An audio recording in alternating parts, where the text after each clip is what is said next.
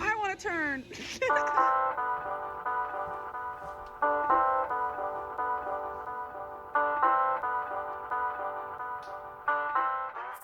Hey again, everyone. Today I'm going to be working on this tricycle for my girlfriend.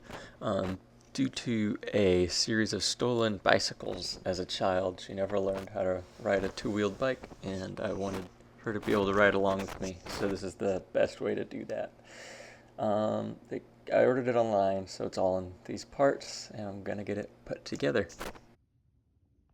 It came with this ridiculous seat. I'm replacing this later, but I thought you guys might want to see it.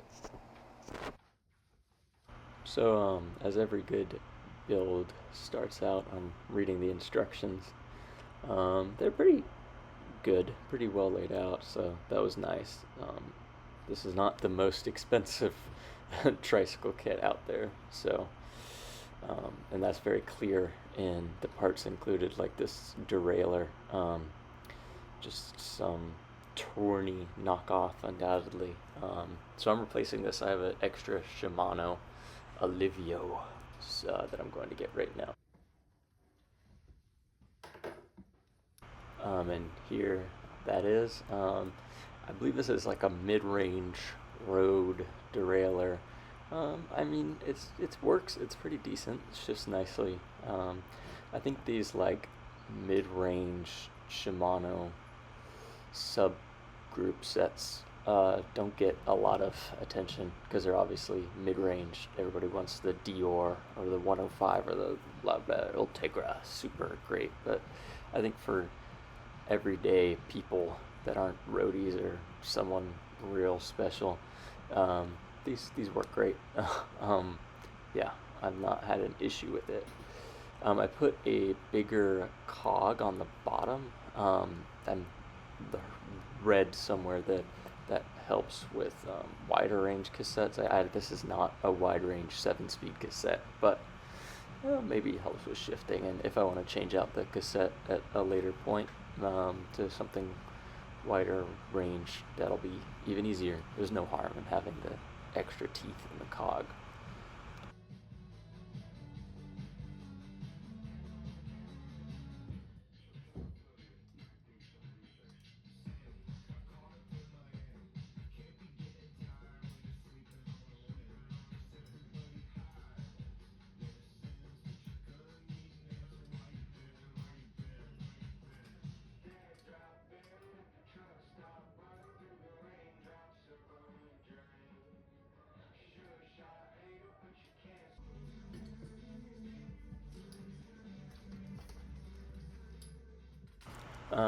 So the way this works is there's one wheel that's driven and one wheel that's sort of just on a bearing and spins freely of the axle. I would have preferred to get a tricycle kit with like a differential in the middle. I've heard that under load, these can get a bit squirrely because only one wheel is giving power, so it can lead to just some bad power distribution. But I don't think that this tricycle is going to go anywhere near fast enough to worry about that at this moment, at least. So yeah, it's what works now. And again, I think that's something that I'm coming to terms with more as I start making things not just with my own preferences in mind, just seeing what works, and especially being a maker on a very strict budget right now, what works has to work.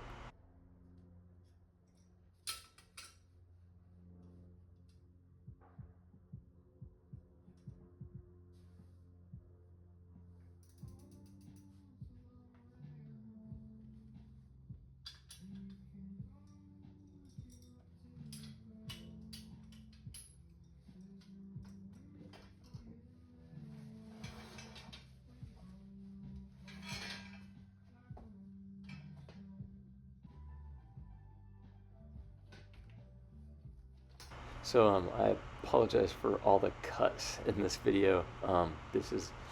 This took up a lot of space and so just there's a lot of maneuvering that I had to do with parts that is not interesting whatsoever.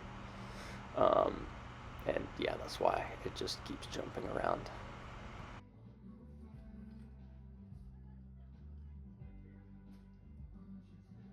So here I got a little stuck for a second.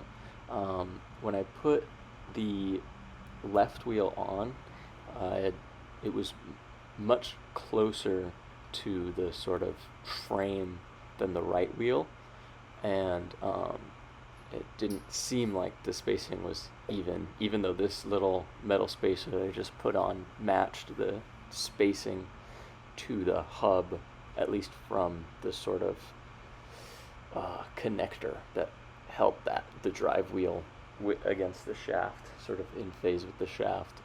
And there were barely any threads sticking out on the um, non-drive side shaft. So just something did not seem right. And I mean, I wanted to build this very correctly, because obviously I'm not going to be the one riding it, so it needs to behave as predictably as possible. And yeah, it just something wasn't right. So I went to go get a measuring tape,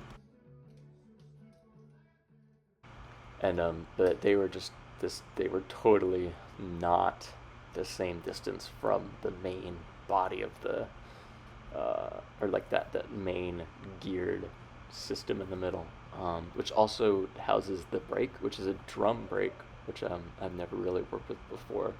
Is a really cool mechanism, where this sort of abrasive band clamps down on a drum. So to align the drive shaft, I had to disengage both the brake and the cassette. It was just held in place with the like set screw that I got out with the Allen key. Um, but yeah, I mean, I'm probably part of the problem by buying these cheap kits, but it's definitely something to look out for, and it's something a little sketchy for people who maybe aren't looking that closely and just sort of throwing this kind of thing together. And I mean, it would work. It'd not be the best it could be. And then like having to hit it with I should have used a hammer, but I did not have it out. And so here I'm just resetting the set screws. And I think this goes to show that even though this is a kit and I'm following instructions, there's definitely, you have to stay aware during building and making things. And there's definitely user input that goes into it, despite it being this sort of cheapo kit.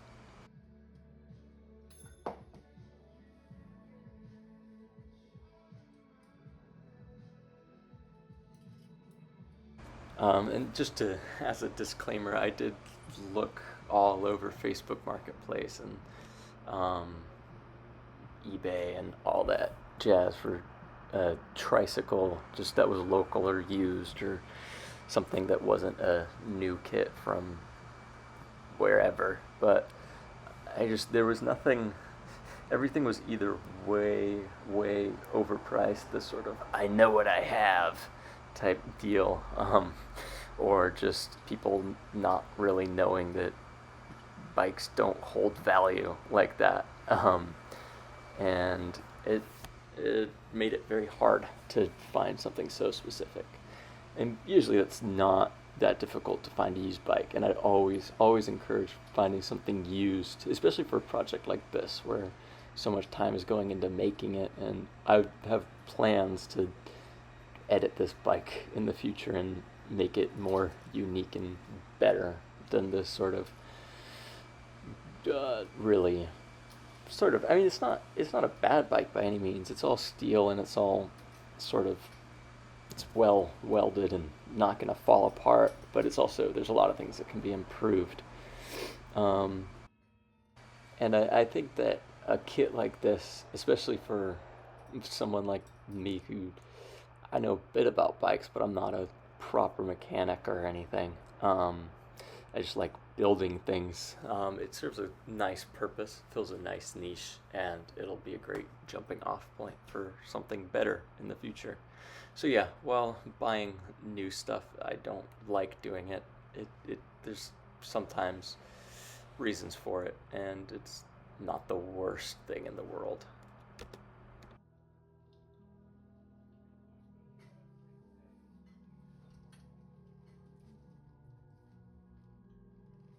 So yeah, I tightened the other wheel on, put these little plastic nub caps on the bolts, and yeah, that's the rear wheel assembly done. Um, Pretty solid. It's actually fairly narrow. My girlfriend is really short. She's 5 foot tall. So this is a 24-inch bike, which is, I mean, it kind of works out because we're in an apartment complex, and this can just be parked in with the rest of the bike parking, and it's not gonna take up an obnoxious amount of space. It's about as long as my fixed gear, and it's like 30 inches wide, so it can go in and out of doors without a problem.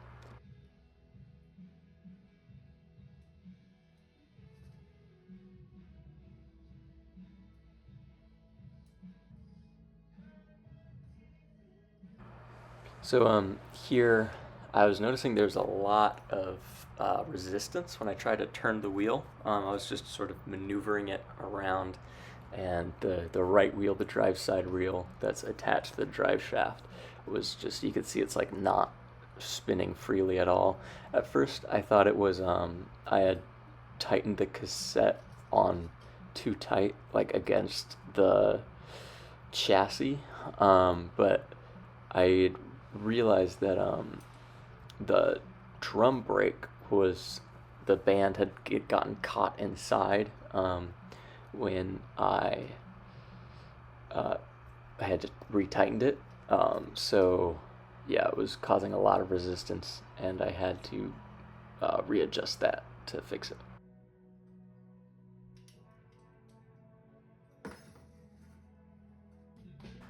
So after that, it was time to attach the body. And this headset is gnarly.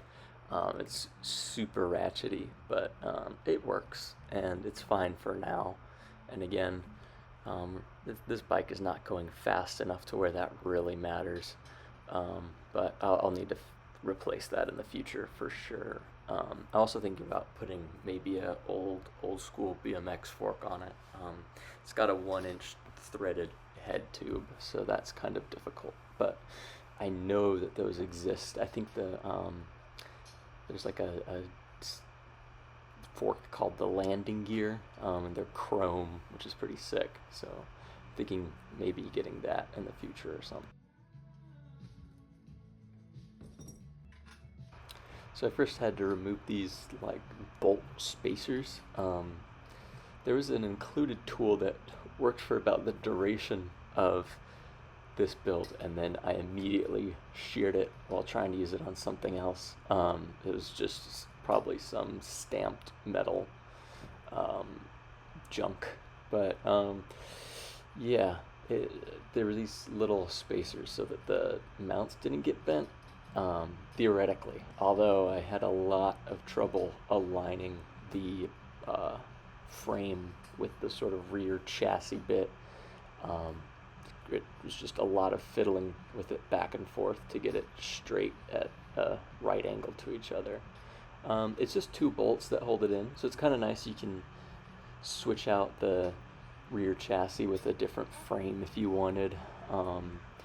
Again, my girlfriend's very short, so I don't know if there's many adult bike frames that would fit or could be switched out, but it's an option at least. But yeah, and it'll make it easier if I want to get a kit with a differential. Like I know that there's this company called Dream Bike, My Dream Bike, and they have a proprietary differential system, and I might get that. Or if I have access to a welding station or something, I have an idea of how to make one out of some old hubs and gears and whatnot. But that's way down the line and with way more resources than I have available right now. But it's an idea, and it's worth thinking about, I guess.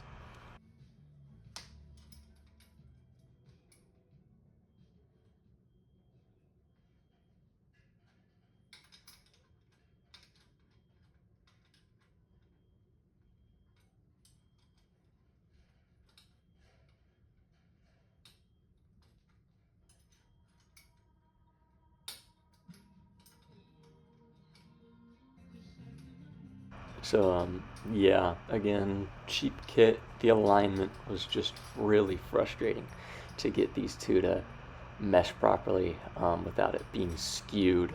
So I figured the best way to do that eventually was just tilting it up 90 degrees, which is pretty easy actually. Again, it was pretty maneuverable, especially since that left wheel wasn't engaged at all with the drive system and could just freely rotate.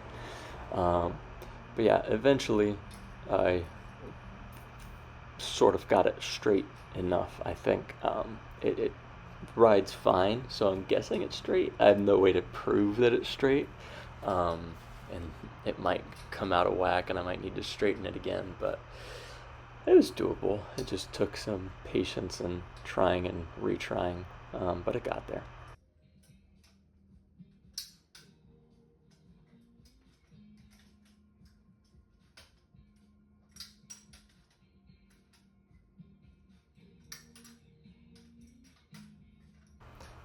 So yeah, here's the drive shaft, and it attached to the body. I actually, I thought it was straight here, and then I looked at the video, and then I adjusted it some more.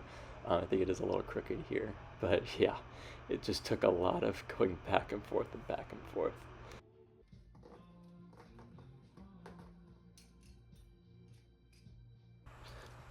So here I'm putting the chain on. This was sort of a interesting task.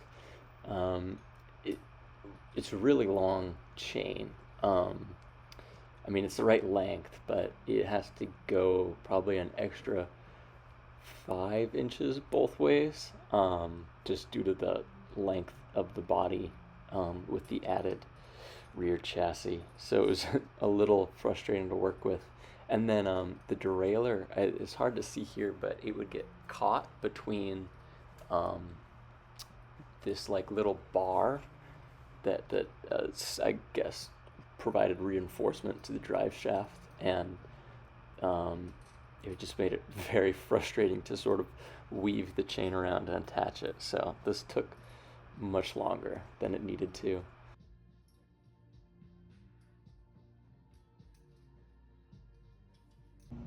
So here are the parts from my own collection that would replace some of the cheaper random parts on the bike. I thought all of them would work, but I ended up the only thing was the Avid brakes that stayed. I mean, I put the Coda, the cool purple anodized Coda brake levers on, but they're a short pull versus I needed a long pull, so the modulation was way too shallow for the brakes, and there was just no braking power whatsoever.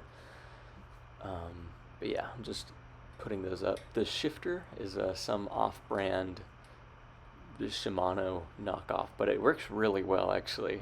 It has a really satisfying mechanism. It's a little different actually than a typical rapid fire shifter or whatever, but it's nice. It's fine.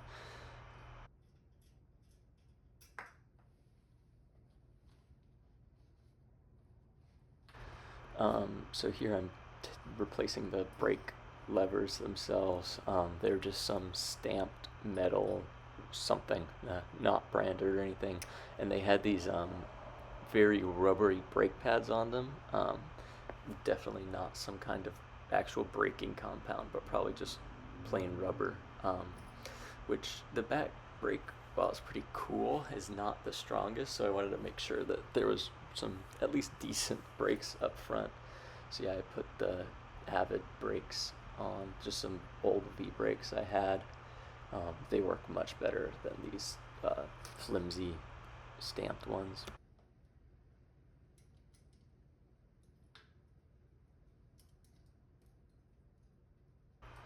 And here are the new brakes levers. These are from my dad's old mountain bike. They're pretty cool. I like the little triangle inside. And there's that off-brand shifter, a Saiguan. I don't know if that's a own thing, but it works. It's kind of cool. Yeah, let's take a look at it finished. I did a lot of work off camera because my phone ran out of storage. But yeah, here it is.